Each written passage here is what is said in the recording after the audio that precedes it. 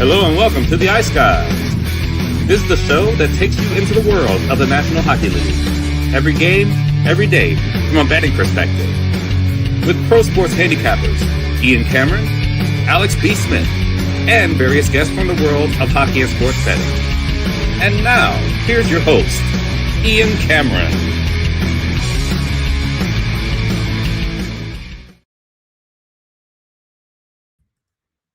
Welcome to the Ice Guys, Wednesday, November 26th. Ian Cameron, Alex B. Smith, and Perlo, who is just about to join us as we speak, and ready to break down what is a huge pre-Thanksgiving NHL card here on this Wednesday, where we have 15 games on tap. Looking forward to it. Before we get into Wednesday, let's recap the one game last night, which couldn't have gone better. Sweepage. Sweep that board. Sweep hard, real hard. Get the old curling reference out for last night with that Dallas-Edmonton game, which just couldn't have gone any better. Talk about nailing that game, front to back, top to bottom, start to finish. Boy, oh boy, did we do that last night. Dallas first goal, first period, plus 140. Cash it. Dallas first period, best bet. Cash it. Dallas, Edmonton over by Fecta for me. Cash it. Oh, yeah. And we also had a first period bargain bin special winner last night for those that were on Patreon. We didn't mention it on Monday's show when we talked Dallas, Edmonton, but we did have it on the Patreon page. Sam Steele at plus 550 to find the back of the net for the Dallas Stars. So that game couldn't have gone any better. Absolutely spectacular betting result for me with that game. Dallas putting it to Edmonton last night was one of the more brutal spots you'll see. 7 road games in 12 days for the Edmonton Oilers, and coming off an ultra-satisfying victory over the team that's knocked them out in the Stanley Cup Final 2 years in a row, Florida, to end that trip. It was just a perfect storm for Dallas to unload. And the only disappointment I had is that I didn't get even more aggressive, knowing how really, truly brutal that was for Edmonton, that I didn't go with alternative puck lines and alternative team totals last night on the Dallas Stars. But I'm not going to get too greedy. It was still a great result with that game. We nailed the handicap. We nailed the, what we thought was going to happen. It couldn't have gone better as far as what we expected. So Dallas with an 8-3 beat down over Edmonton. It was ugly. I know Oiler Nation, Oil Country is panicking, about last night. I say take a deep breath. There's a lot of issues with that hockey team. They've still got a lot to fix.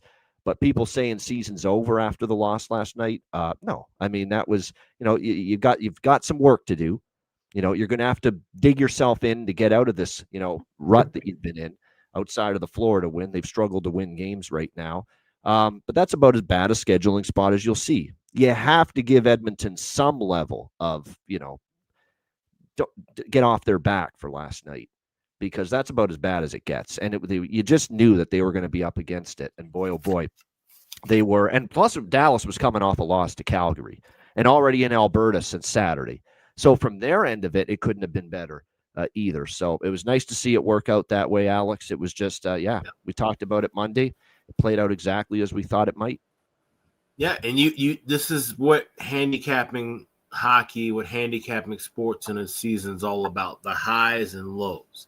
You have Edmonton coming into that game off of a high, a big high, getting a win, a team that had been struggling all year long, getting a win and a comfortable win against Florida, knowing the history with those two teams. But then you come home in a tough scheduling spot against Dallas, a team that had been coming in off of a loss, playing better hockey than how they started at the beginning of the year, getting pieces back, most notably Jamie Benn being back and fully kind of looking more comfortable in the lineup. He gets that first goal of the game, gets his 400th goal of his career, and Dallas just rolled with that momentum moving forward. And keep in mind, Dallas has history with Edmonton. Last couple of years being knocked out of the playoffs by that team. There was no letting up for Dallas in that game. If they could have scored 12, 13, 14 goals, they would have. And that was, like I said, just a flat spot for Edmonton where you have to try and string together a better effort. And they did show some life, get some goals. Like I said, it wasn't just a complete whitewash, but you got bounced. And like I said, there's other issues going on with this Oilers team where, yes, as comfortable and nice as that Florida win was, this is still not a team that we talked about at the beginning of the year being, oh, they can get right back and win the West and finally try and make a run for the Stanley Cup championship. This is not that team right now, even with that win. Even if they won last night, this is not that team. This is a bad hockey team. This is a bad Oilers team. And I don't know what changes are going to be needed. You've made changes with the coaching. You've made personnel changes. You had guys step up and step out and have the opportunity to step up when other guys are out of the lineup. You know, now Hyman's back, but no one was able to deliver the offensive production that Hyman had brought with that when you're missing him out of the lineup. He's one of those. He's just as important almost out of the lineup as a McDavid. You know, when you see how Edmonton, how their offensive flow goes, he's such a key piece. And you have to have, it's a team that is so reliant on having all of their parts, the sum of their parts together in order to win.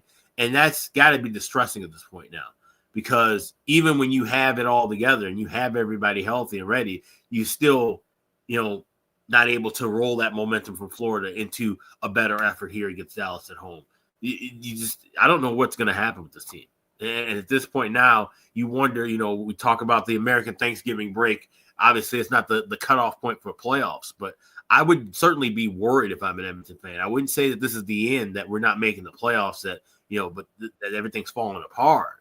But there's certainly cause for concern long term, and this does not look like a team that could beat any of the top teams in the West in the best-of-7 series right now. Yeah, there's no question. Like I said, there's definitely, there's a lot of things to be concerned about. Just how bad they look in the D zone. I mean, I'm seeing shit in that first period. Now, the fatigue and probably the road trip coming back that first period home, and you got all kinds of distractions when you're gone that long on a road trip. I get that. But you got guys turning pucks over in the neutral zone. You got defensemen getting caught in the neutral zone, as what happened on the Bastion goal in the first period. Creating a mini 2-on-1 in the offensive zone. It's just like hockey 101 defending. You can't do it. And Edmonton was doing that all over the ice last night. Shout out to Jack Michaels, too. He lost his voice. He's been battling it like me. And just like me, he refuses to take days off. So well done, Jack Michaels, powering through the Edmonton broadcast last night. Perlo, your thoughts on Edmonton-Dallas? Yeah, I mean, I've been known to shit on Edmonton a lot, but in that spot, nobody's winning in that spot. As simple as that. I don't know if they're going to identify their problem. If they think it's, I don't know who thinks or what thinks or whatever. Fans think it's goaltending, but it's not. It's not that. They've got a depth forward problem. Makes the defense look bad. There's nobody to pass to. They don't know what they're doing. They're overmatched. You got, Mangiapane playing too high, Podkolzin playing too high. You can go on and on and on. Their depth is the problem. They were fortunate that they had some high percentages from those guys in the playoffs, but they're back to what they are. This is what they are. Savoy's not ready. He shouldn't be in this lineup. He shouldn't be in any NHL lineup right now. Savoy should be in the minors learning how to play the game. He's certainly not learning from the line mates he has right now. So they're in trouble, yes. But they do have a lighter schedule. There's one thing I got to say. This has been a brutal first month for the Oilers schedule-wise. They're not this bad. They're not. But, I'll probably find some good bet on spots for them in the next month, because they do have an easier schedule. And if they do have all their legs, especially McDavid and Draisaitl, they can win games by themselves. But teams know that if you take out those two guys with this team, if you can find a way to take out those two guys, you've got a really good chance to win against the Oilers right now. They're looking for goalers. They're talking about Binnington. I don't know what they're giving up for that, but I don't know. Anyways, it's funny that all the real backlash came because they lost to Dallas last night. And as sports bettors, we know that's you can't blame the Oilers for that spot. You just can't. That's just a terrible spot. If Dallas was in that spot and Edmonton was playing them, I would have been betting Edmonton. It's just a terrible spot. So. No question about it. Like if the roles were reversed, it would have been every bit as difficult for Dallas. No question about that. What Edmonton had to endure last night. I just want to shout him out because I saw the comment and didn't get around to mentioning it. Our guy, there he is, Jimmy Murphy. He just did a earlier edition of the eye test with Pierre Maguire from McConnell's Distillery in Belfast, Ireland. Back in the room sipping their whiskey. watching you lads and headed out to watch Oh, Liverpool. nice. There you go. Liverpool, Thanks. the English Premier League team, of course. So there you go, Jimmy, good to see you. Happy Thanksgiving to you as well. Obviously spending it over in Ireland. So like I said, great to see that. Sláinte, indeed. Yeah, I've only got water, but there we go. Sláinte from yours truly. All right. So we made a three-way promise here, the three of us. We're going to keep our analysis brief for these games because we don't want to be here for 2, 3, 4, 5, 6 hours. That includes the host. I'm not excluding me from this either. Yeah. I'm the biggest culprit. So with that in mind, let's get down to it. We will begin with the Boston Bruins and New York Islanders. 15 games here to talk about for this Wednesday pre-Thanksgiving NHL card. Islanders minus 160, home favorites, total 6 here in this game. So here's the thing where I stand on this game. I have a small over by Fecta and the draw. Those are my bets here pregame. My concern with the overs is that Sorokin and the Islanders are getting back to playing good defense again, and all of a sudden they're playing, that low and slow, as Alex would like to say, playing good at the defensive zone, which has been, going back years, a staple of the Islanders. Boston's not exactly been firing on all cylinders offensively. So current form tells me this could be under. And it very well could stay under. But the series history with Bruins Islanders is very strong to the over. I do acknowledge Swayman and Sorokin, tonight's two starters, are in good form. So I don't love this over by Fecta. Again, this is lower on the totem pole for me as far as how much I like these bets. But I am on over by Fecta and the draw. Alex, what do you think? Bruins Islanders. I draw pregame, grab that plus 350, and I'm waiting for the over by Fecta in game. Leaning heavier to that first period over. I'm seeing minus 135 to 140 pregame, so we're shooting for minus 110 to 115 a couple minutes into the contest. But leaning more toward that, but definitely liking this draw here, plus 350. Yeah. All right, good stuff. And Sorokin, like I said, he's found his best game. He has found his top form. He's been absolutely outstanding the last week or two. Perla, what are you liking here, Bruins Islanders? I get a little bit on the draw because the Bruins do have a lot of heart, but this is a terrible spot for the Bruins, coming back off of some really, really tough games. The Islanders have had a couple days to regroup and get set and get themselves back into form after that really boring Seattle game, which they looked like they had no legs whatsoever. But I think that they're going to be coming balls out here. They want Boston. I like Boston. I like New York Islanders in this game altogether. I'm taking a -1 because I did take the draw. Thank you, Alex, for reminding me of that. I do take, I forget about the -1. So last time I said in reg and the draw in one of the games, I believe it was the Utah game. And Alex is right. It's better if you think there could be a draw, take that -1 so you'd at least push on it. So I'm taking the -1. I like the over, but I like the over in the Islanders side of things. I think that I think Boston's going to be a little dead in this game, and I think the Islanders will keep on pushing, and Swayman will eventually break. Which is why I also because Boston's going to have most of their legs in the first. I like the over in the first period, like you do. That's where I think they'll have most of their legs, and you could see both teams scoring on that one. I think it's going to come out quick, but I think they will die in the second. The legs are going to start to go as the game goes on. So I'm taking the Islanders puck line second period as well for a little bit. I got Islanders team total over 3.5, only for a little because Swayman is playing so well. He could shut it down completely. But that in mind, I haven't seen the number yet, but Swayman over saves is big for me on this one too, as soon as I see it. If it's somewhere in the 25 to 25.5, you play all those, you may not hit them all, but you're going to hit most, and you're probably going to be in good for this game. And like I said, I had over 1.5 first period. I'm going to lay off props today because we got 15 games to go. That's how I'm going to shorten it a little bit. Now, I'll just throw out some briefly. Blumel and Geeky for Boston, and I like, obviously, Heineman again for the Islanders. I'm going to give a shot with Drouin. Drouin could be playing with Horvat on the top line, it looks like, tonight, or Barzal and Lee, I should say, on the top line. And maybe that Max Shabanov, too. Max Shabanov for the Islanders had a 2-goal game a couple games ago. They expect a little bit of an offensive punch from him, so like I said, I'm going to take a shot. I'm seeing all these recent comments in the chat saying Florida's going to get their mojo back, and Florida this, Florida that, and they're starting to win and play great hockey. Well, not going to be in love with what I'm about to say about this next game then. Philadelphia and Florida. We've got Florida minus 180 home favorites, 5.5 the total in this game. I'm getting a little funky on this card, and we're going to go with some big dogs, and this is one of them with Philadelphia. I like this spot. They're off a frustrating shutout loss to Tampa. Now, obviously, what are we concerned about with the Flyers? The offense. We know they don't always score goals. We know that can be an issue for them.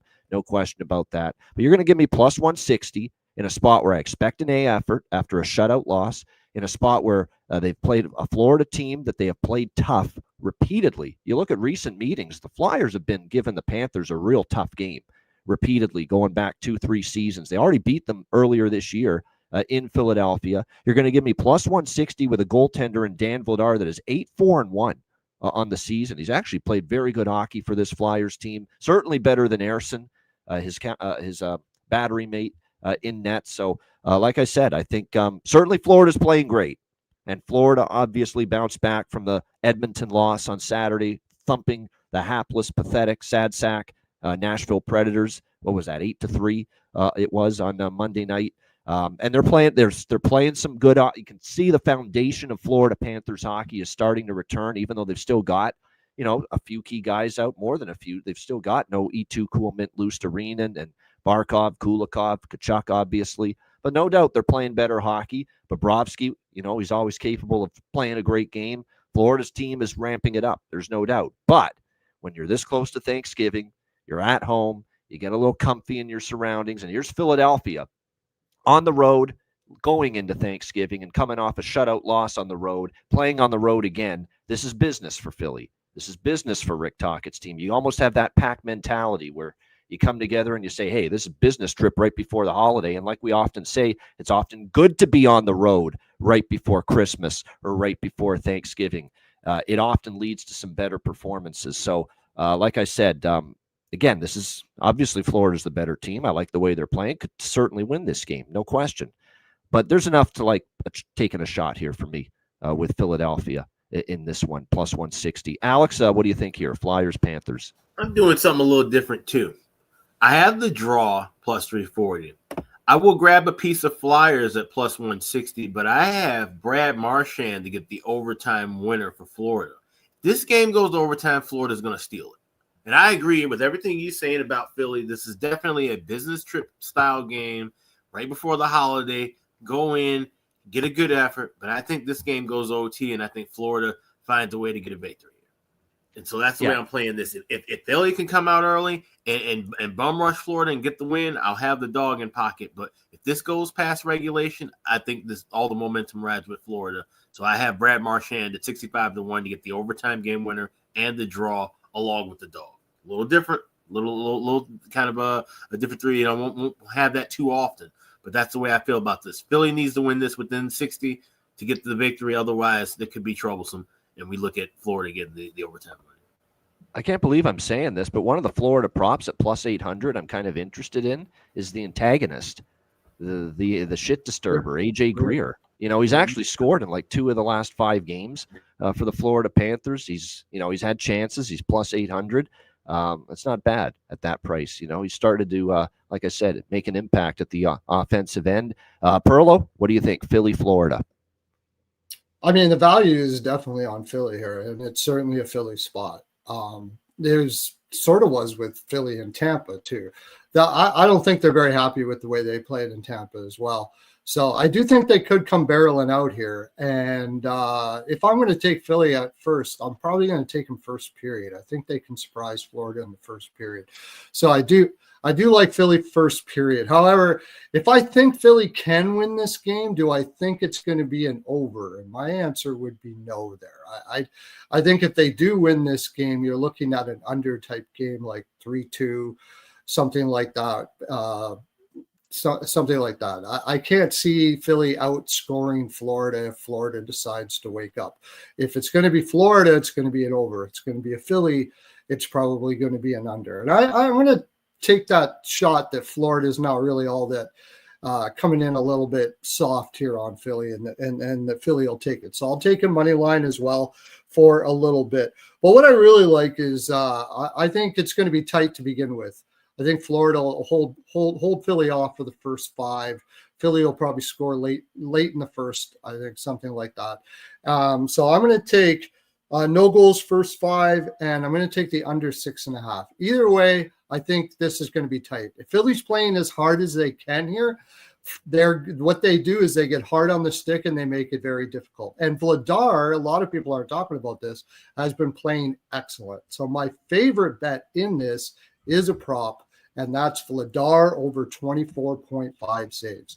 One way or another, Florida's going to wake up and start shooting. Can be assured of that. And Vladar's playing excellent. I think 24.5 is a low price on that. So that's my best bet for the game. And those are just little bets here and there because honestly, it's a tough read. However, the value's on Philly, so I'm going to throw it on Philly. Good stuff. Yeah. Florida last year was a huge high volume shots on goal team on home ice. And I know Top Cheddar, our good pal, friend of the show, has mentioned that many a time. But this year, not as much. They've had some games even at home where they've had less than 20 shots. But, when they're at their best, they're going to get 30, 35, 40 shots on goal on home ice. So is this one of those nights? We will. Philly's not a very good shot suppression team either. So I imagine they'll get it one way or another. All right, Toronto and Columbus. We've got even money, minus 110, both sides here. The total sitting at 6.5 across the board. All right, obviously with the Leafs, the injury report is obviously paramount for this game if you're going to bet it, because obviously this has been a walking wounded team for weeks. We have some good news, though, with Toronto. Jake McCabe's fine. There's a bit of a scare with him against Montreal on Saturday, but he's fine. He's going to play on the blue line. Brandon Carlo's still out. Chris Tanev is still out. Anthony Stolarz is still out. But everybody else looks like they're back tonight up front. Matthew Nyes, Hungry Nyes, he's back with Austin Matthews and Nylander expected to be on the top line tonight. Nicholas Waugh, he is back from a multiple game absence for the Toronto Maple Leafs as well. So some good news there up front. They get both of those guys back here in the lineup, which is great to see. And really up front, they're about pretty much healthy again. Matias Maccelli is a healthy scratch. I think that's a message being sent from Craig Berube that we need more from you. So that's interesting that he's not going to be in the lineup here for this game tonight. But yeah, like I said, finally back to just about full health up front, this Toronto Maple Leafs team, which is great to see. Scott Lawton, that's the other guy back, of course, as well. So like I said, they've got pretty much a full complement up front, and now they're just missing Carlo and Tanev still on the blue line, as well as Stolarz. So Joe Woll, of course, in net for the Leafs. It was a mercy pull, really, for him against Montreal. They were terrible in front of him that night. Jet Greaves will get the start here for the Columbus Blue Jackets tonight in this game. We're not betting Toronto overs for now. We got off it. I know the Montreal game went over, but the Toronto-Columbus game last week in Toronto was a 3-2 game. It stayed under. The Leafs are still singing from the same songbook, where they're basically trying to really focus on being good in their own zone, fixing what's been ailing them defensively. And I would think they're going to take that approach after another spotty effort when they gave up the 5 goals in the loss to Montreal on Saturday night. And like I said, we did see kind of a 3-2 tighter checking game with the Blue Jackets and the Leafs the last time these teams faced off. 3 of the last 5 meetings have gone past regulation for the Leafs. Columbus has been a massive draw team. 6 of the last 9 for the Columbus Blue Jackets have gone past regulation. So my only pregame bet here in this game is the draw with the Leafs and the Blue Jackets. Well worth a look. I think I was on the draw last week with Jackets, Leafs. And yes, I was. I was on that draw. Jackets, Leafs in Toronto last week. That game that went to overtime, and Fantilli won it for the Jackets in overtime. Now, I know he scores a ton in Toronto. This game is in Columbus, but I'd still think you got to look at Adam Fantilli. This guy has just become a Leaf killer here over the last few seasons for them. Alex, what do you think here, Toronto, Columbus? These are 2 teams that are hot also to the second period over. Looking at the charts with Chris Otto, so I'm targeting all things second period over. I do have a piece of the draw plus 340, but I have second period over 2 minus 105 at MGM. Second period over 2.5 plus 156 at FanDuel, and second period both teams to score. Also at FanDuel got that plus 114. So looking for those 3 plays in the second period along with the draw at plus 340. Lean Toronto. I definitely lean Toronto. I would not bet Columbus in this spot. I lean Toronto because they're getting the guys back. It's an adrenaline boost to the dressing room, getting all these guys back. They lost to Columbus at home last week, so a little short turnaround revenge spot. But A, I want to see what they look like with all the players back, and B, maybe I can get a good price in game because I get the feeling they might be trailing still at some point, and if that's the case, then I'll look to get Toronto plus money. What do you think here, Perlo? Leafs, Jackets. Did you mention that Marchenko is out for Columbus? Yes. Oh, sorry, I did not. Yes, that's obviously a huge loss for Columbus. Marchenko. Yep. Yeah, that has me on Toronto here. He's sort of the straw that stirs the drink there, especially for Fantilli passing and stuff like that. They also end up having to mix up their lines, so they haven't played with each other for a bit and stuff. I think he's a point per game player for them, 22 and 22 for them for the Jackets this season for Marchenko. Yeah, he's everything for that team.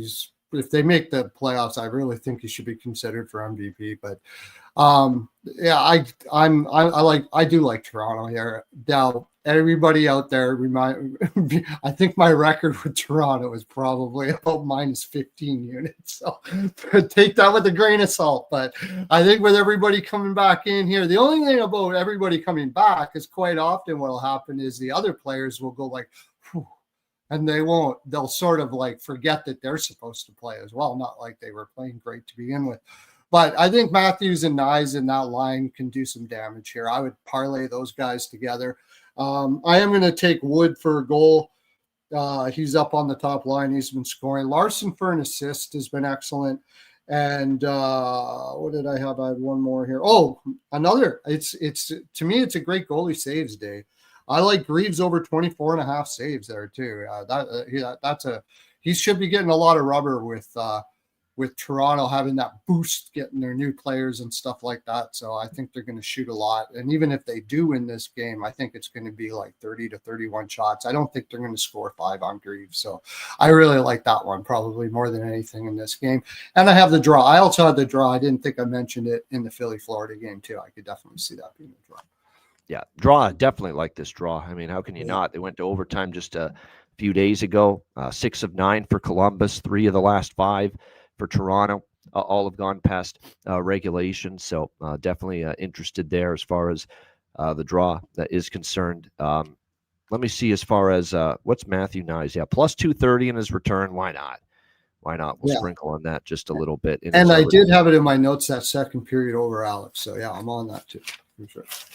I mean, yeah, Chris Otto's charts bear that out. I mean, super strong numbers to the second period over for both teams, of late. So, yeah, there's no denying that might be the way to target a low-scoring start, and then maybe you can jump on that live over or just bet second period over pregame. You could really do either way. Looks like we're going to have a Shenikov's got value now because they're putting him with Fantilli and Voronkov tonight on that top line. So maybe it's a time to strike the iron here with Shenikov, getting that bump to the top line for Columbus here tonight in this game.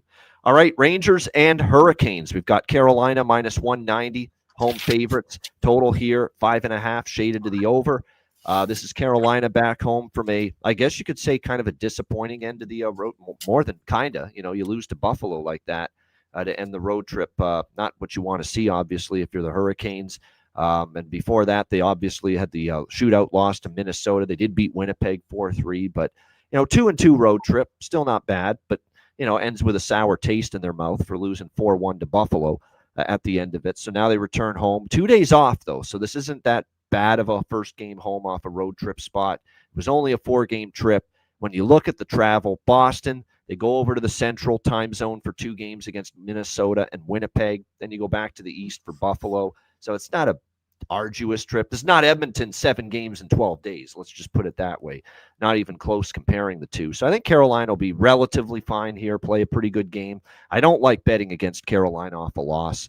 You guys know that. They've been very good off a loss all season and going back years. So, I do think they win this game here, but obviously it's minus 190.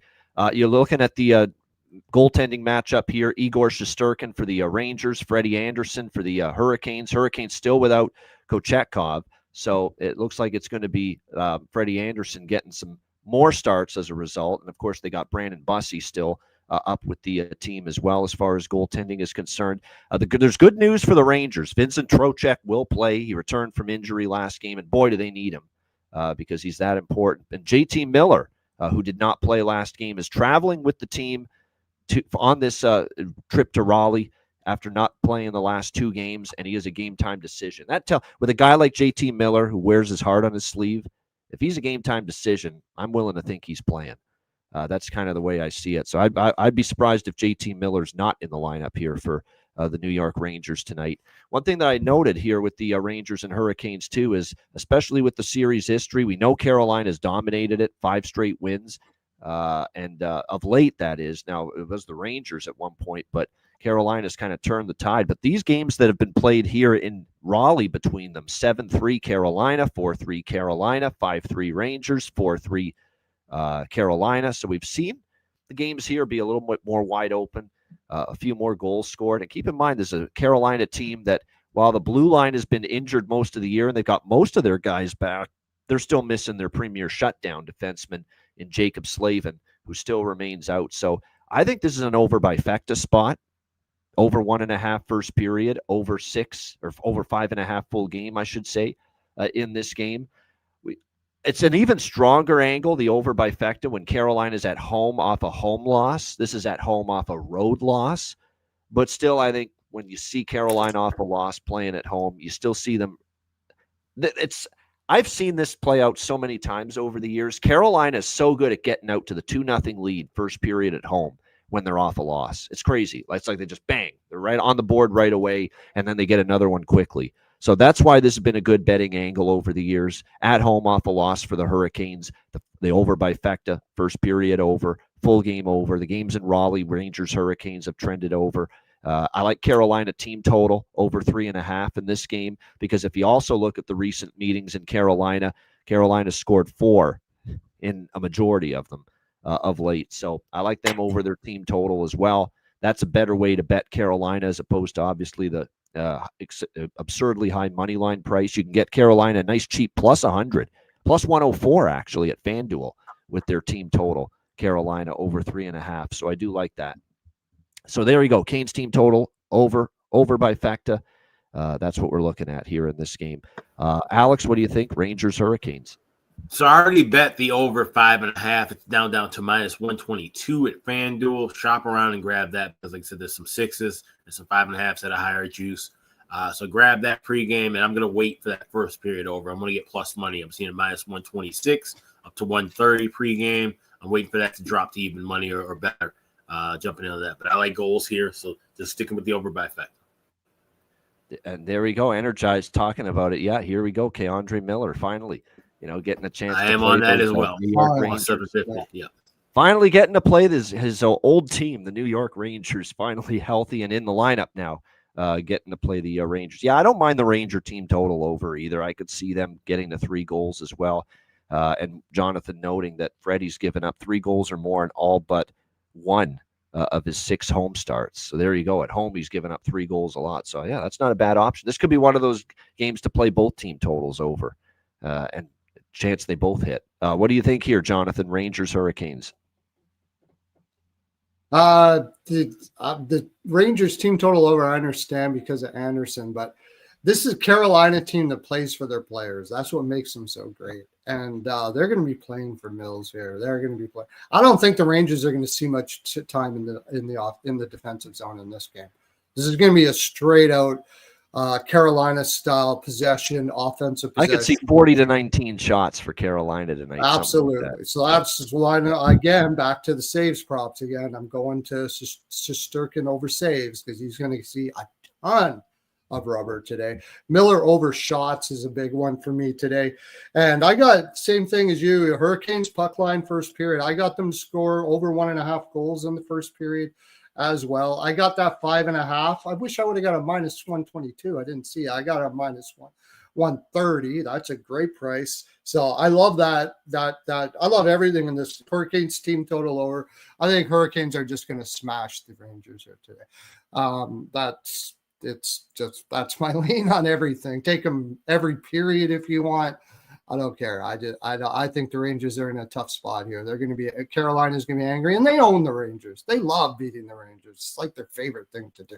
It's besides losing in the second round of the playoffs. Besides that, Yeah, I wonder if that still fuels them against the Rangers, like a couple of years ago with that tough series. Because you're right, ever since that playoff series, they've cleaned the Rangers' clock. I mean, they've dominated this series. And keep in mind that was after years and years of where the Rangers were getting wins and Carolina dominating in those games. We talked about it for ages on this show about how Carolina would have a 2-1, outshooting them by a 2-1 margin, 2.5 to 1 margin, and then the Rangers were winning 3-2 in overtime, 4-2. Yeah, that high shooting percentage back then. Mm-hmm. Yeah. I don't see that happening here, though. I think this is going to be a slam spot for Carolina. Very possibly could. Put it this way: 5-2 Carolina would not shock me here in this game. It would. That's about what I figure. Yeah, somewhere around. It wouldn't shock me. Good spot. They just play well after a loss. It's like almost become like clockwork for this team. I do like Trocheck to score, though, for the Rangers. I would look at probably, for the Carolina Hurricanes, Jackson Blake's been heating up lately, playing with Stankoven and Ehlers. Obviously, with the Keandre Miller sprinkle, we'll get involved with that as well here tonight. All right, Calgary, Tampa Bay. We've got Tampa Bay minus 190, home favorites, 5.5 the total here in this game. Lightning coming off the shutout. Obviously over the Philadelphia Flyers the other night. We'll see if they can continue that recent pretty strong play from this team overall. Vasilevsky obviously has been in very, very, very good form of late here for the Tampa Bay Lightning. There's no question about that. So, you look at this matchup, and certainly the goaltending from him has been rock solid. We'll see if that carries over here into this game tonight against the Calgary Flames. We don't have goalie confirmations yet, but I think we can assume it's going to be Vasilevsky. Why wouldn't it be? With obviously nobody in the NHL playing tomorrow, so it's no back-to-back for anybody. You would think this is going to be Vasilevsky, and that Dustin Wolf will get the start, or at least expected to get the start here for the Calgary Flames tonight. But, yeah, Vasilevsky, 4 straight starts he's won, and he's allowed 3 goals and 100 shots during that time. So, yeah, it's been, this is Vasilevsky at his best right now after a sluggish and slow start. So, this is another spot where I could kind of see it with, Tampa Bay, final game before the holidays. They've won 4 in a row. Little dopey tonight is the word. Calgary coming in here with a little momentum, 3 wins in a row against Buffalo, Dallas, Vancouver. I don't think it's the worst Calgary spot to take a shot, but I just don't know if I can do it with Vasilevsky and just this scintillating form right now against any opponent right now. Tampa has won 2 in a row, but I will say this: Calgary has won 4 of the last 7 meetings overall between these two teams. So Calgary has had some success. I might do pizza money on Calgary, but pizza money is probably all it's going to be because, like I said, Vasilevsky's in great form. But I wouldn't be shocked if this is Tampa Bay kind of playing a little down to their opponent tonight.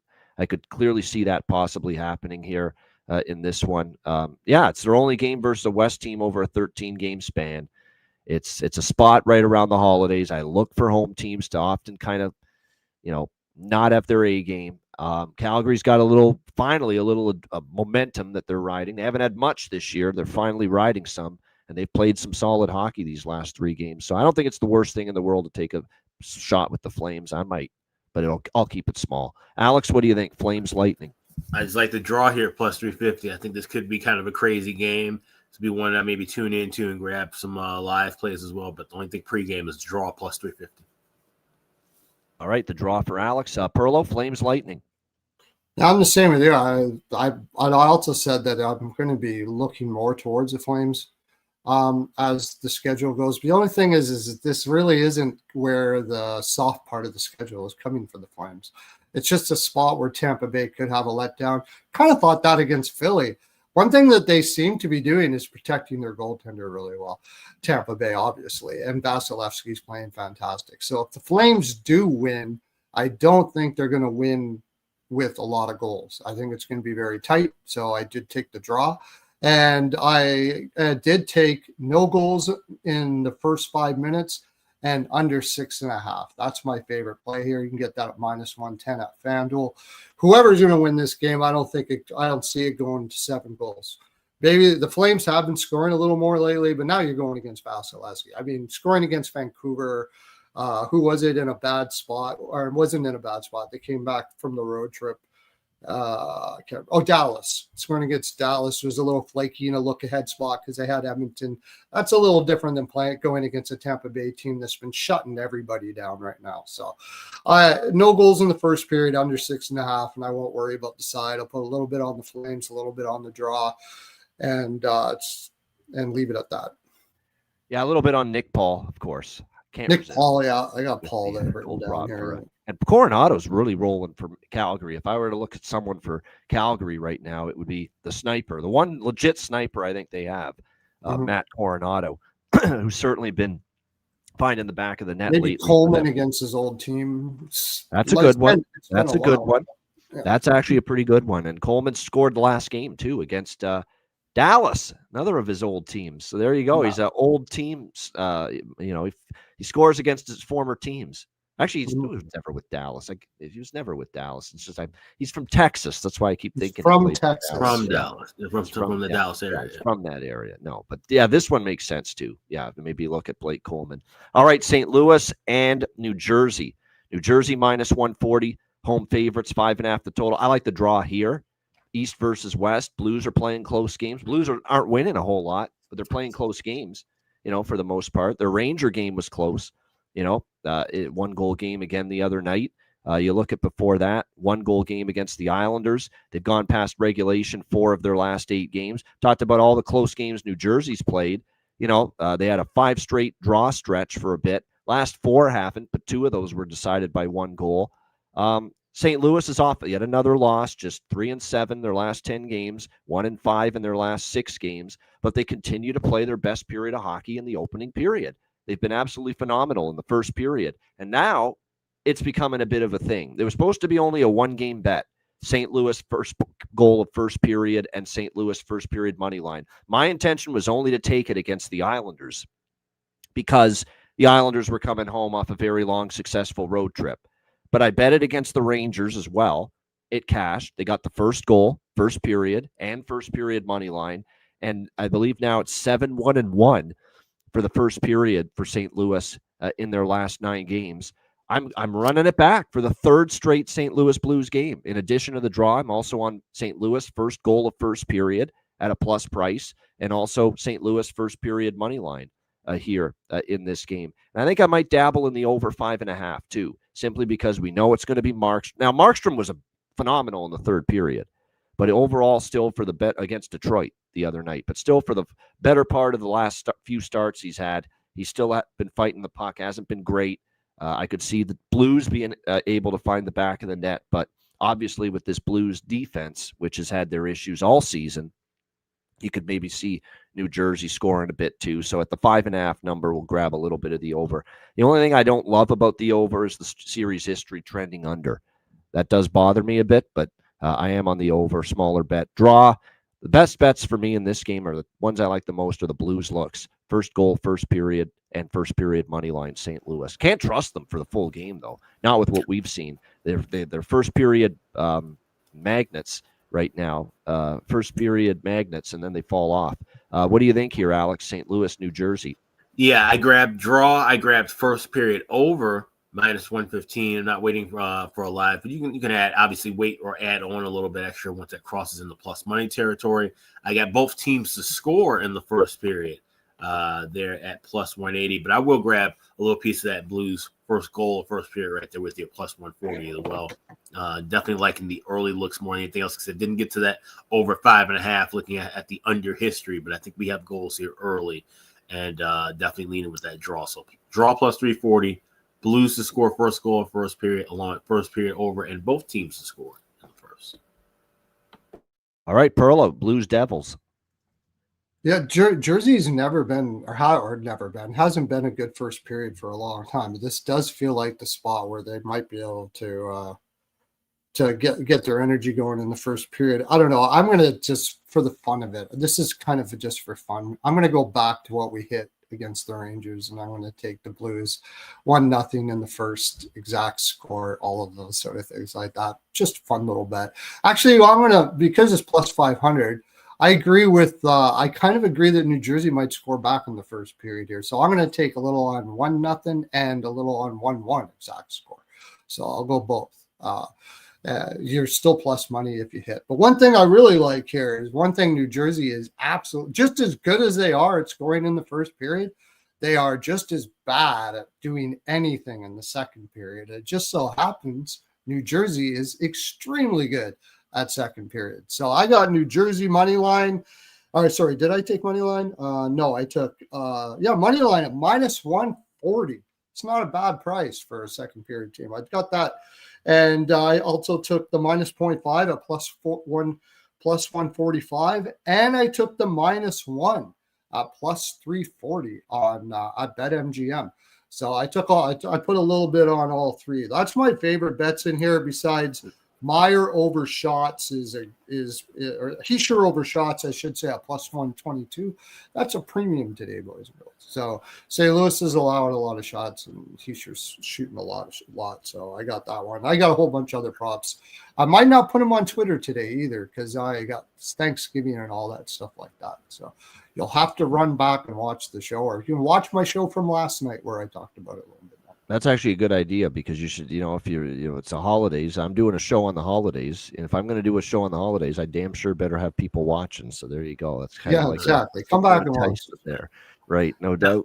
Would you consider, based on, like you said, that discrepancy was the second period, would you maybe look at even grabbing New Jersey on the three-way in the second period? So you can get that plus 150 on the three-way. I said that, minus 0.5 three-way, yeah. I also had New Jersey in regulation. I forgot to mention that. I think New Jersey wins this game. I just can't trust safely. So. But yeah, I did. Thanks, Alex. I had minus 0.5 second period as well. Hopefully the Blues do what they did Monday night. We'll all be happy. Blues win the first period. Devils win the game. And everybody's happy. Hopefully that's the case. I like Holloway for the Blues. Braden Shen, the captain, going to take him to score. And on New Jersey, Connor Brown. Connor Brown scored last game. He scored a lot for some reason against St. Louis in the past. Multiple goals against the Blues. So, like I said, a Connor Brown for me here tonight. Nashville, Detroit. Detroit, minus 150. Home favorites. 6 the total here in this game. We need more fucking from them, the Nashville Predators, and we didn't get it the other night. 8-3 against the Florida Panthers. Maybe we did. We just didn't see it on the camera. It's a disaster. And this is another team like Edmonton. It's easy to blame UC Saros and Useless on and the other guy in net, but their defensive play it's also struggling. It's also not been very good of late for the Predators. So this Detroit team total over, pretty straightforward. I don't want to take Detroit at this price, minus 150, but can I trust them to score 4 goals? I think so here in this game. They remain without Edvinsson, and looks like City of Comfort, crazy motherfucker named JT, is day-to-day for the Detroit Red Wings here for this game. But I think they get 4 goals here in this game against the sad sack, lowly Predators. Talbot and Saros projected in net for this game at the moment. But, that's it for me. Just Detroit team total. Over 3.5 here. You can get that at plus 110. Pretty good. Actually, plus 116 at FanDuel. So good price on that. Alex, what do you think? Preds, Red Wings. I went Red Wings in regulation at even money. You can get that at FanDuel and MGM. Like you said, there's no way I'm backing the Predators right now. Detroit should win this within 60. Yeah, I agree with that. Detroit in regulation is a good option. You trim down the juice, no doubt. Perlo, what do you think here? Nashville, Detroit. Yeah, well, after my quote ballsy Nashville would beat Florida, but I think it wasn't the worst spot to take Nashville. I think I've had enough about. They're just so bad right now. They couldn't even take advantage of it.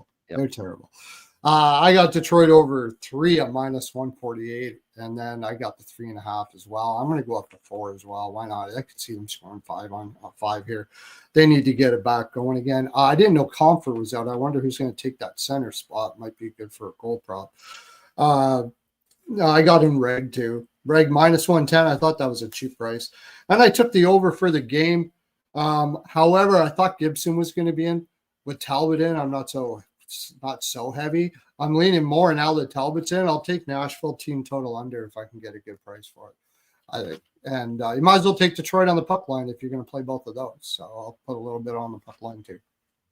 Yeah, no doubt. Yeah, the team totals are always, you're always concerned with the bigger favorites when you take team total that maybe they only score 2 or 3. That's always a concern. There's no doubt. But I went back and looked.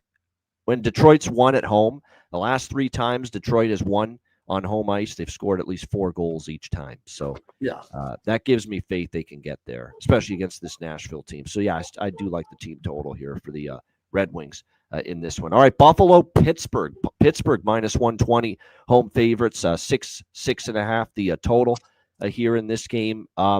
Sabres, obviously the Calgary game was pretty bad, but, you take that out, and they've had a nice run. They've won 4 of their last 5. I don't know. Like I said, I don't know what happened against Calgary. That was terrible, but you take that out, they beat Detroit on the road. They beat Edmonton at home. They beat Chicago 9-3 at home. They beat Carolina 4-1 at home on Sunday.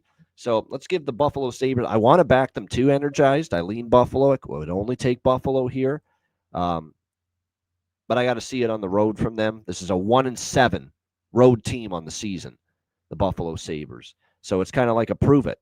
Prove you can beat someone on the road, kind of for me, before I'm ready to step in and back them. What I will do is I'll take Buffalo at a bigger plus price in game if they fall behind.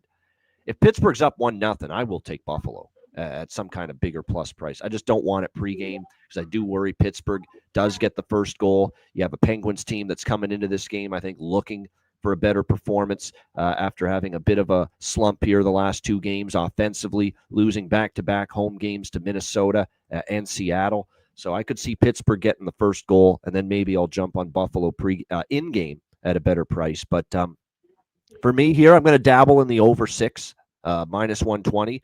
I do have that pregame, the over in this game. I'll look for Buffalo live. And that's about it. Alex, Sabres, Penguins. It's a complete live game for me, so check Patreon for this. Like I said, I missed the 6, so the 6.5. I will have to wait and try and grab that live.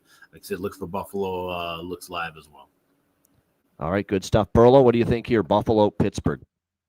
I grabbed that over 6. I also got over first period too. I think Buffalo will come out hard. I like the both teams to score first period. Over 3 straight overs in the series, I should point out as well. Buffalo versus Pittsburgh. Yep. Yeah, I want to take Buffalo here. I'm the same as you. I really want to take Buffalo here because I said I was going to fade teams coming off of like Pittsburgh coming off that Swedish trip and all that, and I think Pittsburgh, if you stare at their lineup over and over and over again, and you wonder how the heck they did it.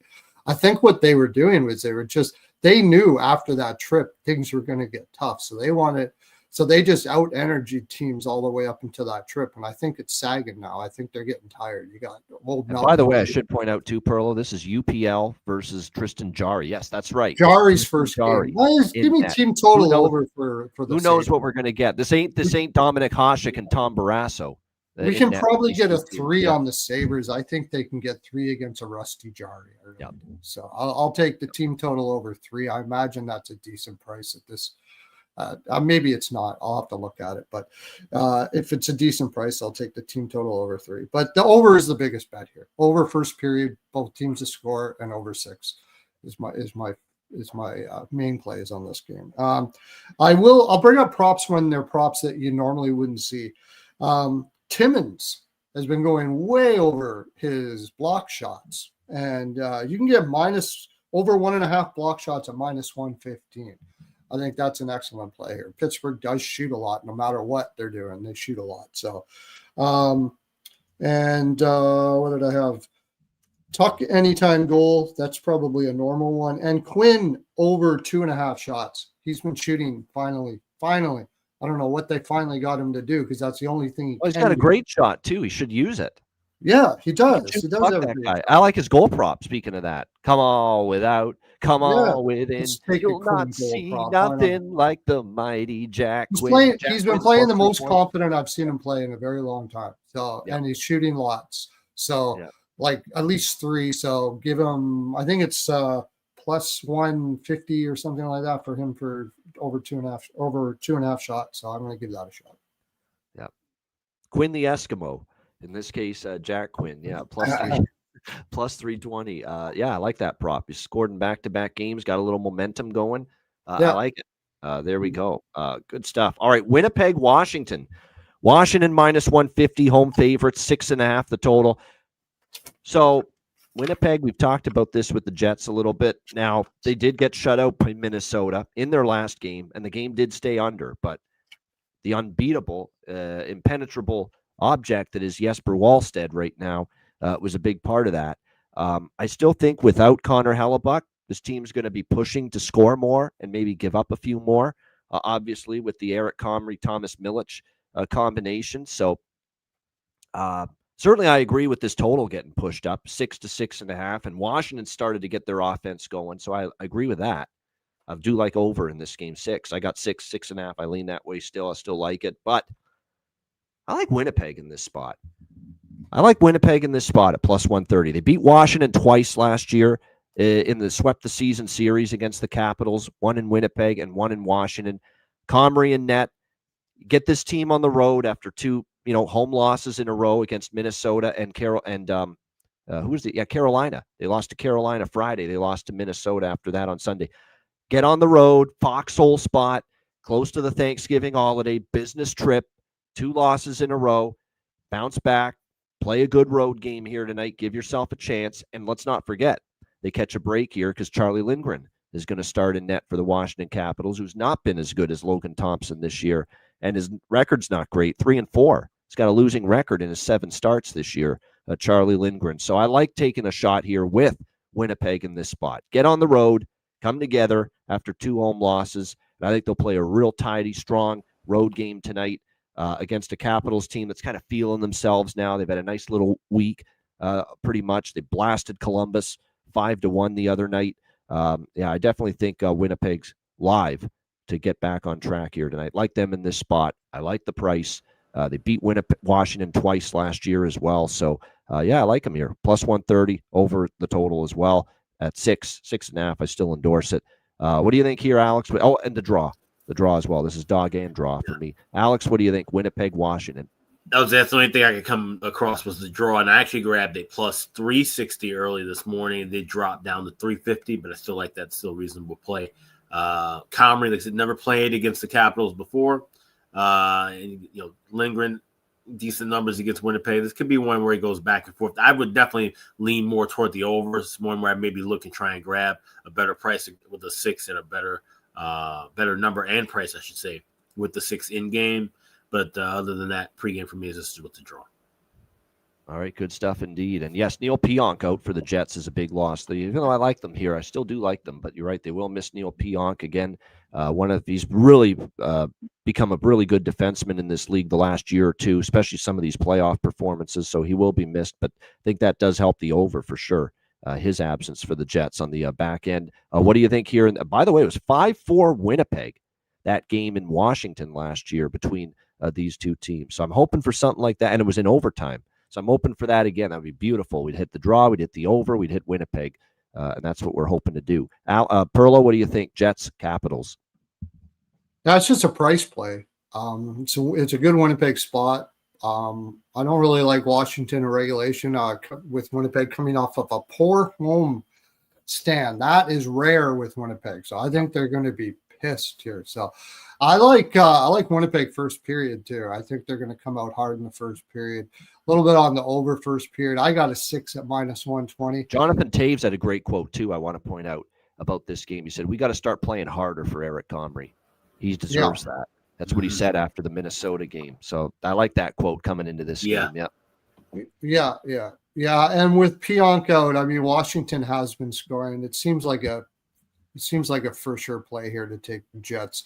But if I'm going to take them, if I think they're going to win, and I am going to take the over, I'm also going to look at the team total over for the Winnipeg Jets because this is probably going to be a 4-3 or something like that, and the draw. But Lindgren and net for Washington, they have been playing a little better in front of them as of late, but I don't know how long that's going to last. And they usually don't play very well in front of them. So Winnipeg could win this handily. For Washington, sort of in a kind of a flat spot. Really don't care about this game probably as much as the Jets care about winning.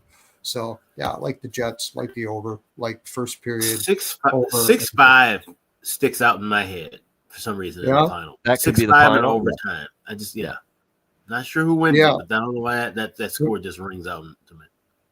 If it's going to be that many goals, then probably most of them come in the third period. That's I would say that would just be back forth. Yeah, Perfetti, I think might be worth a look as far as props for Winnipeg. You're right; he's been shooting the puck a lot more. I mean, I have to bet Jacob Chychrun because it's 3 games in a row with a goal. He's just shooting like crazy now from the point, and you're still getting almost plus 400 for him to find the back of the net. So definitely interested in those and a couple of those props for this Jets and Capitals game. All right, next up, Minnesota, Chicago. We've got Minnesota minus 135 road favorites, 5.5 the total here in this one. Of course, when it comes to this game, this was a big part of this was who's in net for Minnesota because I have no interest, none, zero, of going against Minnesota with the brick wall, Jesper Wallstedt in net right now with what he's been doing. But we are going to get Philip Gustafsson here tonight for the Minnesota Wild. Not that what's troubling you, Gus? What's troubling Gus? Not that he can't be capable of playing well, and his numbers are still pretty solid. 2.79 goals against, 902 save percentage, and he is off a shutout against Pittsburgh, and he probably feels like, hey, this Wallsted's getting more ice time, getting more playing time, getting more starts. I need to step my game up too. So it's a nice little one-upsmanship battle going on in the crease right now in Minnesota with Gustafsson and with Wallstedt. So I'm more inclined to maybe look at Chicago now, but I'm not going to. I like the way Minnesota's playing right now. Even with Gustafsson in net, they're certainly playing some real strong hockey, both ends of the ice. They're shutting things down. They've held teams to 2 goals or less for the last 5 games, all of them victories, 5-game win streak, shutting out their last 2 opponents, the Jets and the Penguins, entering this game tonight. They're just playing real well. And Chicago, we hope this stop the bleeding spot for them. They need it to be. They've lost 3 in a row. The Seattle game was unfortunate. They played 2 great periods. Should have put that game away. They didn't. They let Seattle back in it. And then the unfortunate, unsportsmanlike conduct penalty, which was a joke. And, of course, Seattle gets the game-winning goal. And then they followed it up getting thumped in Buffalo. Tough spot. I kind of forgive them for it. And then the Colorado game, that's the hottest team in the league right now. And they only lost 1-0, so I forgive them for that. But at some point, you got to put a win together. It's been a tough schedule, back-to-back against Buffalo. Colorado, not easy. Minnesota playing the way they are tonight, going into tonight, not easy. But you don't want this to balloon into a long, elongated losing streak if you're Jeff Blashill and the Chicago Blackhawks right here. So I expect a pretty good game, expect a pretty competitive game. Minnesota has owned this series. I want to point that out. 9-1 the last 10 games. This I lean under because Spencer Knight's in net. We know he's good. We know he's capable of keeping the other team off the scoreboard. And we know Minnesota as a team has kept the opponent off the scoreboard of late. So I lean under. 9-1 Minnesota the last 10 meetings. Not going against them. Nothing on the side. Lean draw, but there's other draws I like. Nothing really strong pregame for me here. Alex, what do you think? Wild Blackhawks. Yeah, you got a Minnesota team that's riding hot right now. They've won 5 games in a row. They've gone 8-1-1 in their last 10. They've won 15 of their last 16 meetings against Chicago. Like you said, it's not Wallstedt tonight. It's Gus, but Gus has still been playing fairly well. Give me Chicago here to score the first goal in the first period and break that 12-game streak at plus 140. Give me the first period over, 1.5 goals, minus 120. Give me the Hawks to win this game at plus 115. And I also have a bargain bin coming from this contest as well. All right, Chicago to bounce back. Certainly, like I said, I like the way the schedule adds up for Chicago here. They've lost the 3 in a row. They haven't played since Sunday. No travel because that was a home game against Colorado. So they get to really, really, really bear down and try to fix what's happened here these last 3 games. It's a good Chicago spot. I just don't want to fade Minnesota right now. Perlo, what do you think? Wild Blackhawks. Yeah, of course, Spencer Knight's going to be. It's really hard to take a team to beat Chicago with Spencer Knight right now in this spot. I know it's Minnesota. It has been playing well as of late. They have been playing against weaker goalies though. But what I think you brought it up really well that this does look like an under. I mean, if Minnesota does win the game, I think they're going to be able to keep Chicago in check, and they're going to have a hard time scoring on Spencer Knight. I'm going to take Spencer Knight over saves. And I lean Chicago, but I'm going to go back to the one that I've been taking with unders that's been paying a lot.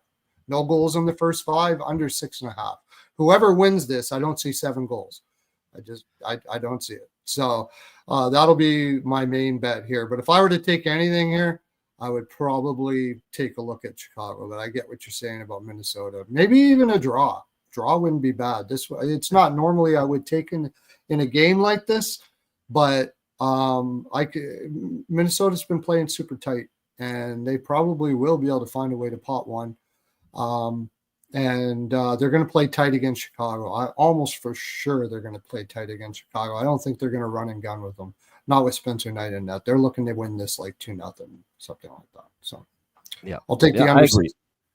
The draw could be like the draw could hit. The only thing I don't like is that Chicago hasn't had many overtime games of late, and the series history really has not had many head to head with the Wild and the Blackhawks. Not saying it can't. It does feel like it's a tight game, kind of like Colorado Chicago the other night.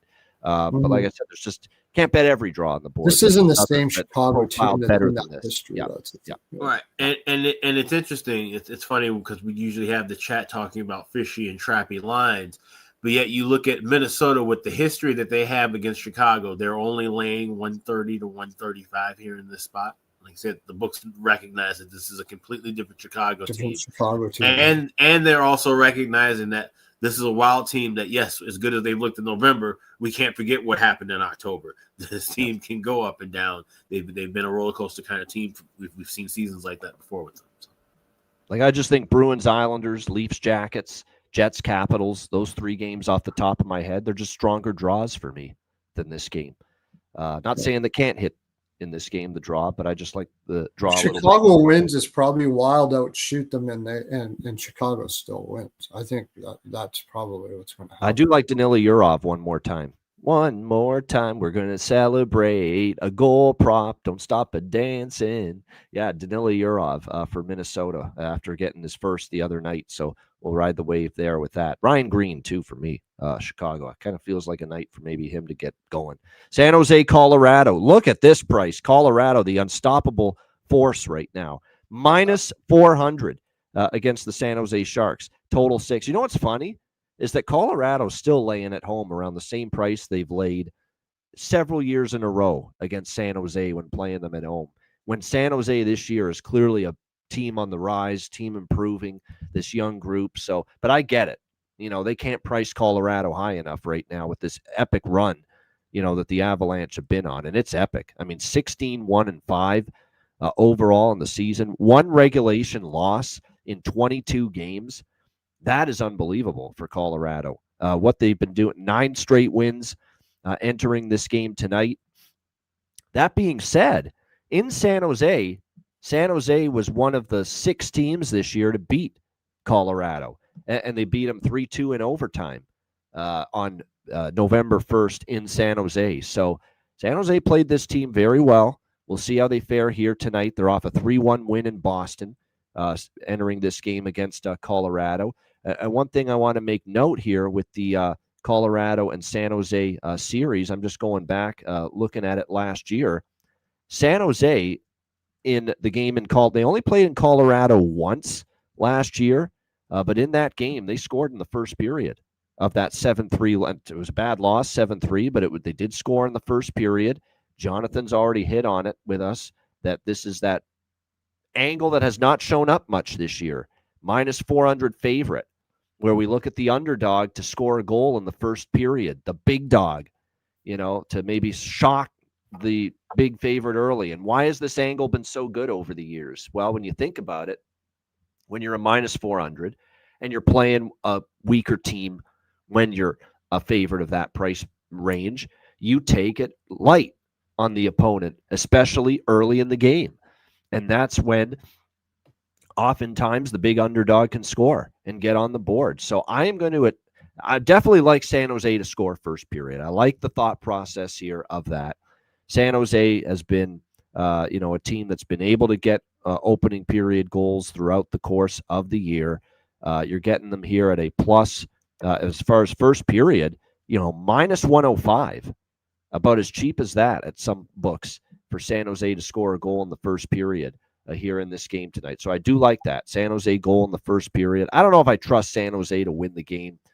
But boy, oh boy, it's such a huge price. I'm awfully tempted to take the Sharks, but maybe Colorado losing in San Jose on November 1st to this Sharks team gets their attention enough to maybe not, take this team for granted, and they shouldn't, because San Jose is a lot better. We see it.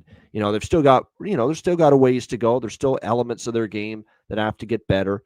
No question about that. Their D is still pretty light as far as depth is concerned. They haven't always gotten contributions from their bottom six offensively. They really have relied on Eklund and Celebrini and Smith and Wenberg and Kurashev, the top six. That's another thing, too. They haven't always gotten punch from the bottom six. But, they get Mackenzie Blackwood, not the red-hot, piping-hot Scott Wedgwood, who's been so good that even Canada's put him on their, invitation list potentially for at least a tryout for the Olympic team. That's how good Scott Wedgwood has been this year for the Avs.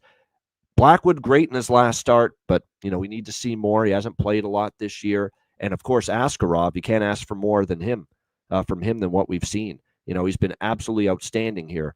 He is on a 3-game win streak, 5-1 in his last 6 starts for the San Jose Sharks, and he's given up 2 goals or less in 5 of those 6 starts. That's how good Yaroslav Askarov has been of late for the Sharks. I don't think it's the craziest thing in the world at a price like this to take a shot with San Jose, but I like them even more. First period goal, minus 105. Alex, what do you think here? Sharks, Avs. Let's get weird. Give me the Sharks to score in the first period. I got minus $1.10 earlier today, but give me the dog in the draw here. I got Sharks plus 310 on the money line. I grabbed draw plus 450. You have to add at least a little piece of the draw when you talk about that kind of plus 450. Come on, you have to.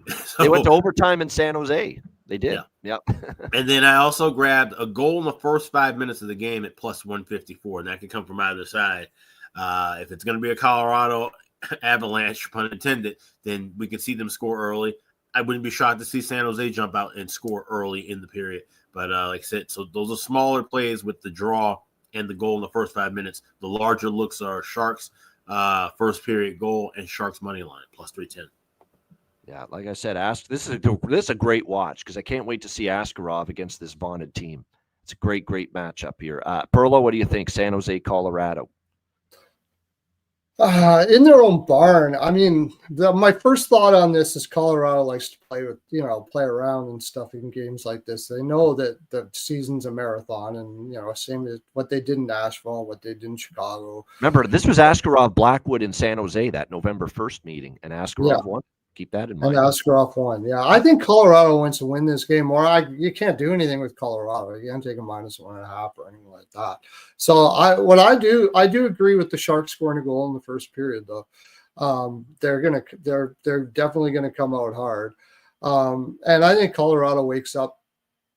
I don't think they're gonna lose in their own barn. It all depends on how many goals the Sharks get and how many they decide to allow them to get.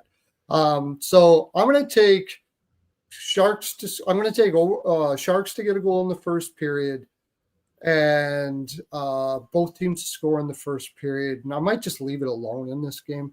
I might just leave it alone after that. That draw at plus 495. If it's was it 475 or something like that? Yeah, 450. 450. I got 450. Yeah. 450. Yeah, you can't. I mean, I'll put a sliver on that. But honestly, I think Colorado just won't let the Sharks put them in their own barns. That's one of those situations where if it hits and it goes to overtime and you didn't bet it, you're going to be pissed. Yeah. So just maybe you'll put some pizza money on the Sharks. Heck, if I can put pizza money on Nashville, I can do it on the Sharks, right? All right, let's do that. I'll put a little bit on the Sharks too. Plus 400, you kind of have to, or plus 300. Yeah, I'm gonna too. I mean, like I said, I'm not with we're not unloading the mortgage on it, but like I said, anytime Colorado wants to wake up and win this game, they will. That's the problem. That's the problem. I think it's a good live betting game. If you see Colorado starting to really play, maybe take them for 2 goals in that period or something like that.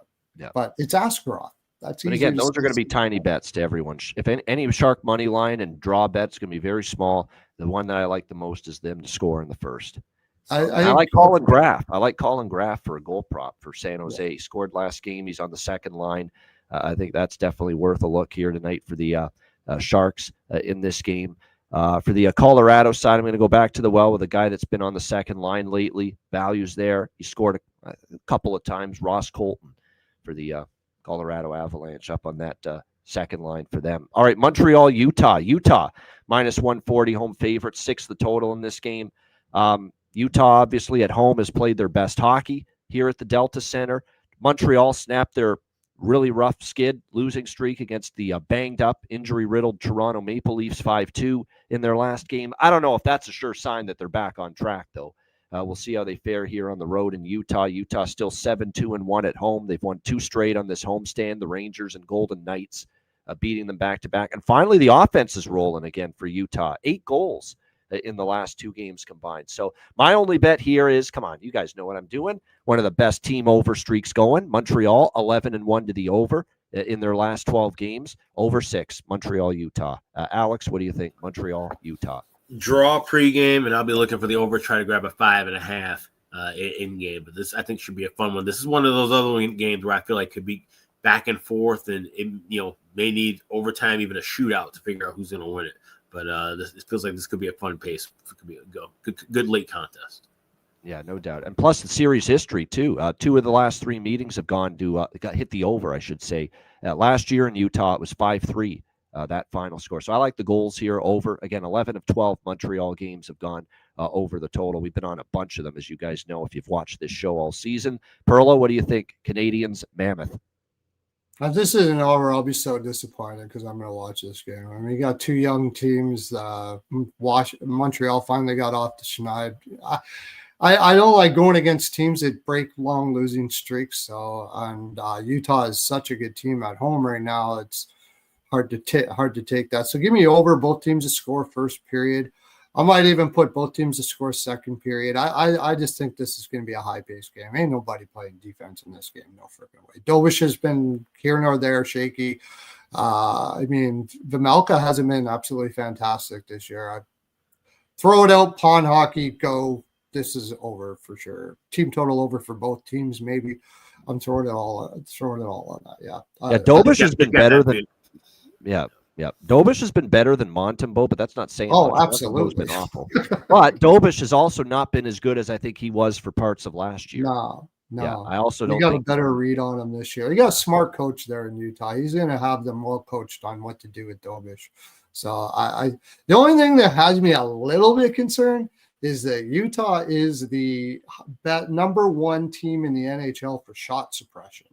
Yeah, that's the only thing that has me a little concerned for any over here and has me more on Utah. But minus 140, I think that's just a little unfair for the Canadians at minus 140. It's the price that keeps me away. If it was more of a pick, I might be on Utah. Yeah. I'm trying to look, too. They've been on a real big over streak on the road, too. I think 6 straight Montreal road games have gone over the total this year. And all but 2 of them have had less than 6 goals. So, yeah, the over to me, yeah, it was clearly the choice for me in this game. As far as props go, yeah, Logan Cooley bumping the slump. I don't argue with riding the hot hand. You know how it works. He has a breakout game like that the other night, and sometimes he can go on a bit of a roll and a bit of a heater from that point onward for a talented player such as him. Bolduc, I'm going to stick with him on the second line, and Kapanen. There's Kapanen on the second line, Bolduc on the top line with Suzuki and Caulfield. So those are a couple Montreal props that I'm looking at here in this one. All right, Ottawa, Vegas. Vegas minus 180 home favorites, 5.5 the total here in this game. Ottawa losing to LA. Like I said the other night, not definitely. I took Ottawa, but it was I was leery a little bit that might be the spot that LA ends up getting the job done, cooling off Ottawa a bit. Ottawa still had a good start to the road trip, though, 2-1 to begin. We'll see if they can bounce back here against this Vegas Golden Knights team that did finally snap a home losing streak the last time they were at home here against the New York Rangers 3-2. They're off back-to-back road losses to Utah and Anaheim. Just have not been able to get on track. I mean, they win 1, lose 3, win 2, lose 3. That's been kind of the pattern here for this Vegas Golden Knights team. We'll see if they can bounce back off 2 losses in a row. They have definitely dominated the series, 9-1 for Vegas against Ottawa, and they've won 5 straight here at the Fortress at T-Mobile Arena over the Ottawa Senators. So, I'm not laying it with Vegas, no way, but I'm not bullish on jumping on Ottawa here. Even off a loss, I'd take Ottawa before I take Vegas, but I don't know if I want to jump on Ottawa here with Vegas home off 2 losses. What I will jump on is what I'm going to take here. First period over, Ottawa, Vegas. Yep, it just continues to keep on rolling. I like the full game over too. This will be a bifecta, but this is an 80-20 split for me. 80% of this is on the first period over. Alex, what do you think here? Ottawa, Vegas. So this is my 8th and final draw of the card. I did grab this at plus 340, but we'll be grabbing that first period over in game. Just looking for a little bit better of an adjusted price. All right, the draw here in this one. Vegas has had 3 overtime games in their last 6. I could see it. Not one of my favorite draws, but I could see a case for it, no doubt. Perlo, what do you think here? Sens, Golden Knights. Yeah, Ottawa's just played too many tough games here. I think Vegas wins this game. They've been playing a lot of tough games. It's funny. Alex kind of popped in on the show last night and said there's like six draws in the game, and in this card, and the back of my mind, I was like, so that means about 8 or 9. And sure as heck, he said there was 8. But I'll take a little bit. You got to respect the Ottawa Senators the way they're playing too, though. I mean, they're playing with a ton of heart. I just think it's a really bad spot, and same as the LA spot. They try really hard. I think they're going to be able to have less ability to try here with Vegas coming home. I'm going to take Vegas in regulation. Vegas team total over. That's pretty much what I'm going to do. I just think Ottawa's going to run out of legs here. I'm going to look at the second and third period plays for Vegas as well. It sucks because I really like Ottawa, and I really think that I'd love to take them at plus 160. I love the team as far as their heart and everything. They found out that Brady Tkachuk's going to come back here in the next game. Maybe that'll give him a little bit of lift. So I'll take him. I'll take a little bit of a draw too. Less podcasting, more playing, Brady, and finally we're going to get to see him. Yeah. That's going to be nice to have him back. I got Ottawa to win the Atlantic, so I'm hoping he comes back and smokes. So, I took a bet on it. I don't know if it's going to happen. But I like Vegas a little too much here. I think it's just a sour spot for Ottawa. So. Vegas in regulation for me. All right, liking Vegas in regulation is Perlo in this game. A couple props that I do like. I like Zetterlund for Ottawa has scored in back-to-back games, so we're going to ride the wave there with Fabian Zetterlund, who scored in consecutive games for the Ottawa Senators entering tonight. And I have to take, certainly with close shave Barbashev, take him, and take, of course, Braden Bowman.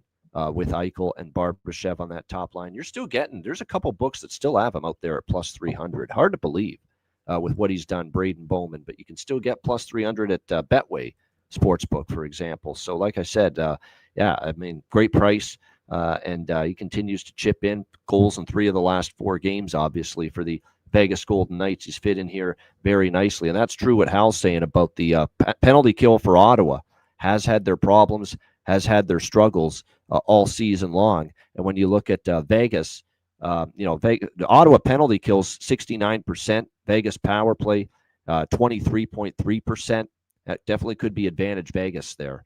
The power play, can be dangerous, and this could be the night it gets going. Ottawa's penalty kill has had issues all year. And as I mentioned, Allmark is in net for the Sens in this game, and it will be Akira Schmid getting the nod once again for the Vegas Golden Knights. All right, we got Vancouver, Anaheim.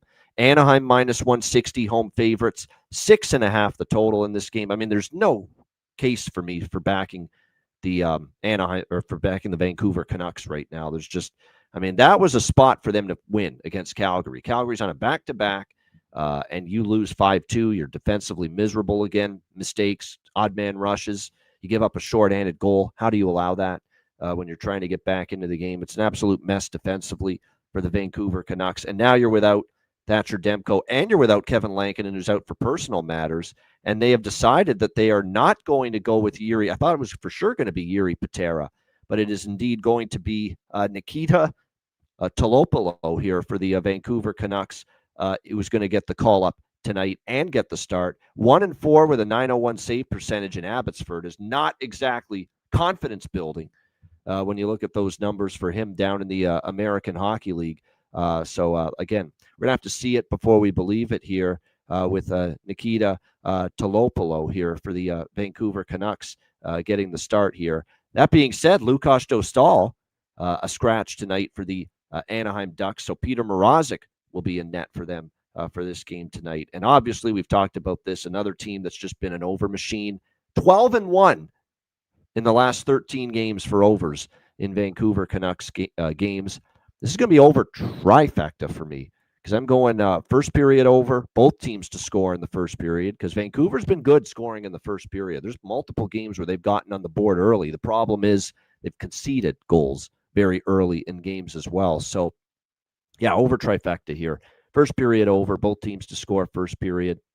Full game over 6.5 as well. And I took Anaheim's team total in addition to all of that as well.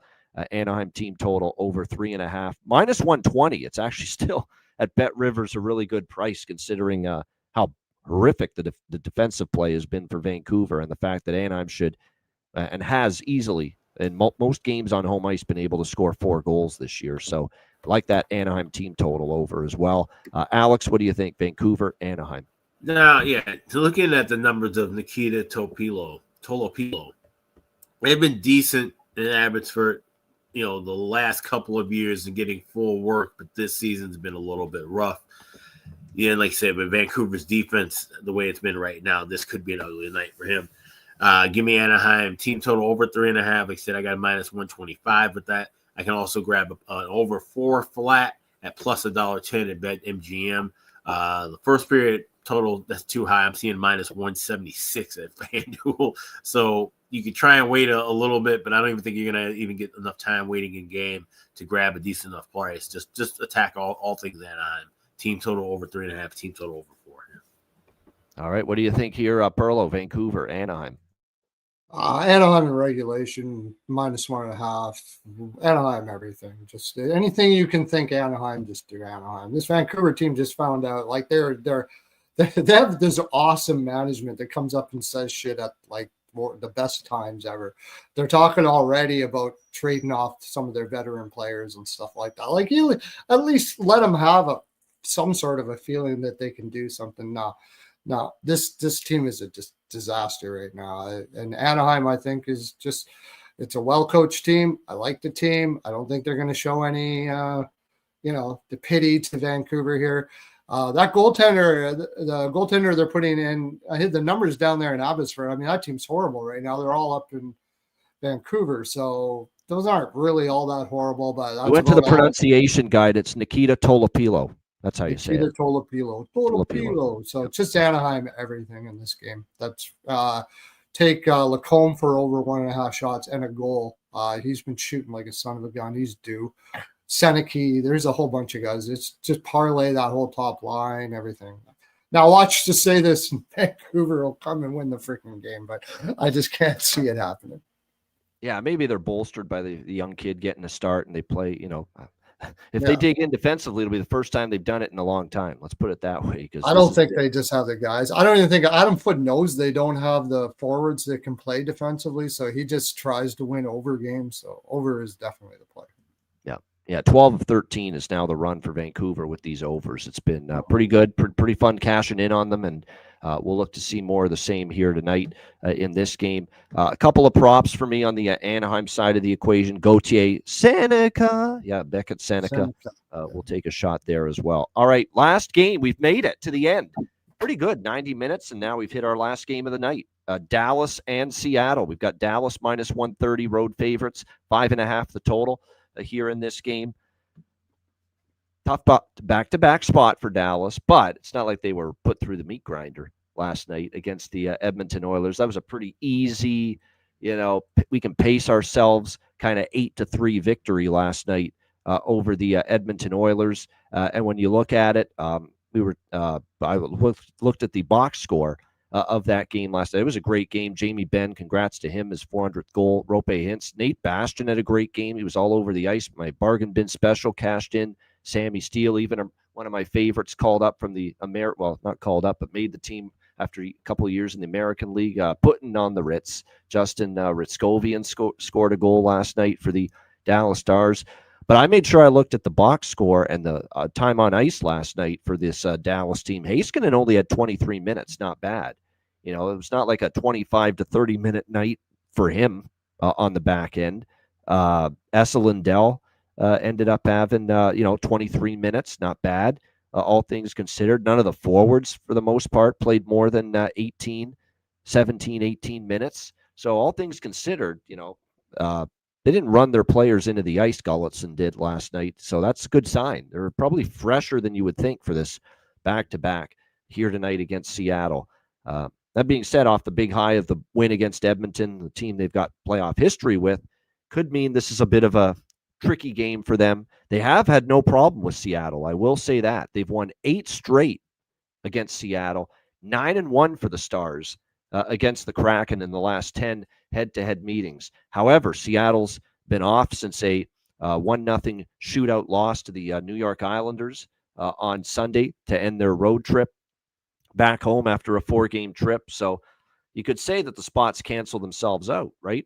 Dallas on the back-to-back, coming home off a 4-game Eastern road trip here. If you're Seattle, this is a draw I'm going to sprinkle on here in this one, simply because when you look at Dallas, they've had a few overtime games. And when you look at Seattle, they've gone back-to-back past regulation entering this game. The last 2 games of that road trip went to OT. So this is a game where I'm going to watch. Let's see what Dallas looks like first period after last night. Let's see what Seattle looks like coming back from the 4-game roadie in the Eastern time zone. So, but the draw pregame is all I got in this one. Alex, what do you think? Dallas, Seattle. Yeah, the only pregame bet I have is Miro Heiskanen to get a goal. I got him plus 550. And bargain bin range, but just missed out on being the actual bargain bin. There's 2 other plays that I like more. So Miro Heiskanen anytime goal is my only spot, but I'll watch this one live, being the last game of the night, maybe add something live. Yeah. All right. Good stuff. Joey Decord in net for Seattle. No surprise. He's back now and healthy again. And of course, back-to-back Casey DeSmith expected here for Dallas. What do you think here, Perlo? Stars, Kraken? Now I'll put some pizza money on Seattle. It's a bad spot for Dallas. That's this is like an Alex. Don't care about this game. Don't want to watch this game. Just whatever. I don't care. I don't really care what happens. This game doesn't intrigue me at all. I mean, Seattle's got a good record for a reason. Stars just came off of, even though they thrashed Edmonton, it was like what they highlighted on the game. So might as well take Seattle for a little bit somehow. That's about all I got on that one. Yeah, that might be the best bet in this game. Jason Robertson. I know it's not a great price, plus 135 for a goal prop. Yeah. What can you say? He's scored in 7 straight. He's almost been automatic finding the back of the net here for the Dallas Stars. The way you control it's totally automatic. Yeah, that's been Jason Robertson. Pointer Sisters. What a great duo they were. Pointer Sisters back in the day. Great music they had. Great harmony. No doubt. As far as that's certainly something you got to bet right now. As far as prop is Jason Robertson right now. I think there was one on C. Oh yeah, of course. I couldn't believe I was about to let this slide without mentioning it. Mason Marchment. Not only is he on the top line with Beniers and Everett, but against his old mates, the Dallas Stars. He's friends with a bunch of them still, so I'm sure there's no animosity or anything. He had a great run in Dallas. He still is friends with a lot of his old teammates on that Stars team, but still wouldn't mind getting on the board against them. And at plus 450, I think it's worth the shot for Mason Marchment to find the back of the net here for Seattle tonight. All right, good stuff. Shout out to everyone in the chat. Hit the like button. We appreciate it very much. Our last show, we're off tomorrow, obviously, with no NHL for U.S. Thanksgiving, but we will be back Friday. And note the start time, noon Eastern on Friday. Early. We're going to go with our weekend start time for Friday because, like I would say, all but 2 or 3 of the games are day games. So we want to get you the bets, the picks early. And plus, we want to watch the damn games. So we want it done earlier as well. So there you go. Noon Eastern start when we return, and we're back with you on Friday. make note of that. Yeah, Alex, go ahead. I just want to make a note too. With today, there will be timestamps. As soon as we get off of the air, I will make sure to go back and try and cut timestamps for each game. And we will also make sure to have on Patreon plays up early for those early games, so you won't miss anything watching the show. Anything that starts up early in the morning will have plays up on the Patreon page before we get to the actual live show on that day. All right, great stuff. Yeah, very good. And yeah, we're going to get everything posted pretty early. Same thing with Friday. We'll have early picks up on the Patreon page for those early Friday games. So very important to point that out. Just like it's important to point out, check out wizardsportspicks.com. All kinds of great handicappers, an incredible roster, really, including me, Alex B. Smith, and Matt Robinson. Check it out. 3-0 sweep in all sports yesterday. We'll try to keep building on that today. Wizardsportspicks.com. Check out all the premium picks, and I will have a Thursday Beyond the Lines video on the Wizard Sports Picks YouTube channel. So make sure you check that out. We'll preview the Turkey Day NFL football in that video for Thursday. So make sure you check that out. Wizardsportspicks.com and the Wizard Sports Picks YouTube channel. And, of course, patreon.com/IceGuys. Nope, the betcast is over. We can get that off the screen. There we go. Patreon.com/IceGuys, $10 per month. Again, goalie charts, totals charts, all the bonus content. Of course, our daily betting card, sides, totals, player props posted each and every day on the Patreon page. So make sure you check it out. Just $10 per month. Your subscription goes a long way to supporting the show and keeping it going long term. $10 per month. Get on board at patreon.com/IceGuys. And also check out the Ice Guys store at iceguys.myspreadshop.com. On Black Friday, that will start a sale where you get 30% off of orders, 70% or more. So this is the time to stock up for the holidays. You want to get a couple items for yourself, a couple items for family or friends. This is the time to do it. Black Friday, 30% off orders, $70 or more. That will kick in Monday at midnight on Friday. You can get that at the Ice Guys store, iceguys.myspreadshop.com.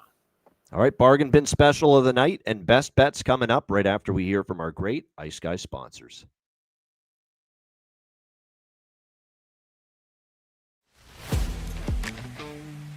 Wizard Sports Picks, featuring the finest handicappers in the universe. Sharp insights, trusted picks, and relentless results. We strive to help you become consistent winners. This is Wizard Sports Picks.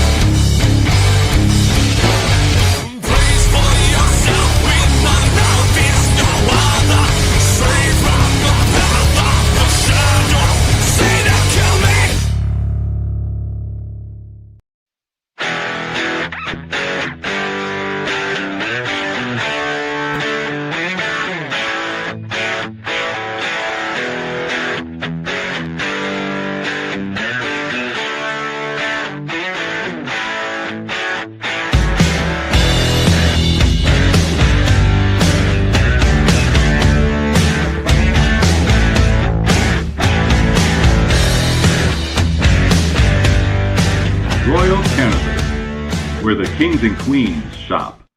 Thanks to all our sponsors, including Royal Cannabis, royalcannabisshop.com, 20% off with promo code IceGuys. All right, bargain bin special of the night, another day with another bargain bin special. Cashing in, it was Sam Steele for Dallas last night, getting the job done for one of my bargain bin specials on the only game on the board. Certainly a lot more to choose from tonight. Alex, what do you like? Bargain bin special of the night. Well, yeah, we got two of them to choose from. For me, let's go to Raleigh for the first one. You got Carolina taking on the New York Rangers, and finally got this spot in line where a player going up against his old team, Keandre Miller, anytime goal scorer, plus 750. Of course, he was banged up the first time these two teams met. I like him to get a goal here against his old club, plus 750. That's bargain bin special number one. Bargain bin special number two, we'll skate over to 1901 West Madison. You got the Wild taking on the Hawks, and I think that streak ends of the first goal of the game going to the Minnesota Wild. I like the Hawks to get on the board first. I like Connor Bedard to get on the board first. Now, I did grab this at plus 1,000. It's now 9-1 plus 950. So shop around and get the best price available. But like Connor Bedard, you get the first goal of the game for the Hawks tonight at anywhere around 950. And then also Keandre Miller anytime goal plus 750. My 2 bargain bin specials for tonight. All right, there we have it. Bargain bin specials, 2 of them from Alex. Perlo, bargain bin special of the night. Yeah, I'm going to go to that Washington-Winnipeg game, and Murray Barron's going up on the second line for Winnipeg. You can get that at plus 1,000 at FanDuel. Did you say Murray Barron? Did I say Murray Barron? Sorry. Barron. You're showing how old we are. Morgan, So, I know. geez, Chicago Blackhawks. My gosh, in the brain. Barron is. I'm going to take him for plus 1,000. So, when he goes up there, he scores. He's got a few goals this year. I think that's a great value. And I'm going to go to the Carolina game, and I'm going to take Carolina. He's only 58 years old. We can call him up, see Yeah. what Murray's doing. Come on in. Come back to the NHL. 20,000 Play probably for by this now. Jets game. Yeah. I can't tell you how hysterical that is because I am friends with someone who used to date Murray Barron. Morgan so that's absolutely hilarious that you got Murray, that. Morgan, you know. That's great. That's great. All right. Carolina -1 second period at plus 330. I think you can get it at is my second bargain bin for today.